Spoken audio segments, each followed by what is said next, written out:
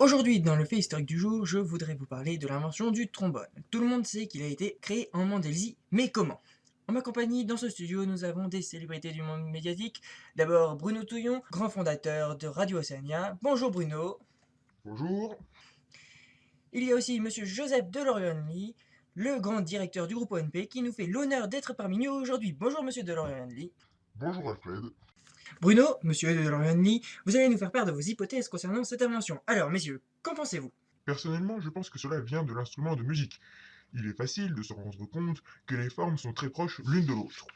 Oui, mais la Mandésie n'est pas un pays de musiciens, et je ne pense pas que l'instrument de musique du même nom ait été déjà présent à cette époque en Mandésie.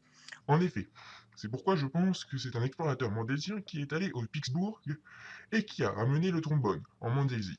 Je parle ici d'un instrument, bien sûr. Seulement, il ne devait pas y avoir assez d'argent pour le ramener en entier.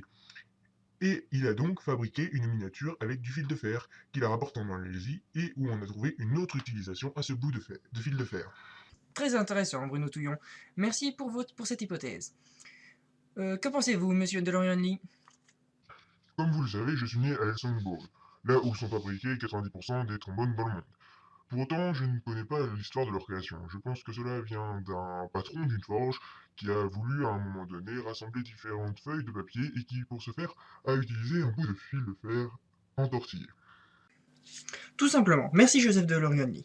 Alors, je vais vous révéler la véritable histoire du trombone. Bruno, vous n'étiez pas très loin de la vérité. C'est le 20 septembre 1882 que naît le trombone. Le roi de l'époque, Joséphin Ier, demanda à son inventeur personnel de créer un moyen de relier les feuilles de ses dossiers. Machiavel Horthy, l'inventeur en question, proposa d'abord une sorte de serre-joint miniature. Cette attache se révéla peu pratique et le roi en commanda une nouvelle à son inventeur. C'est lors d'un voyage à Pittsburgh que Machiavel Horthy découvrit le trombone. Je parle bien sûr de l'instrument de musique. Il s'inspira de la forme de cet instrument pour créer le trombone que nous utilisons en papeterie. Le roi, enchanté de cette découverte, décida de produire massivement des trombones dans la région d'Helsingborg. C'est pour cela qu'aujourd'hui, la Mandésie fournit le monde entier en trombone.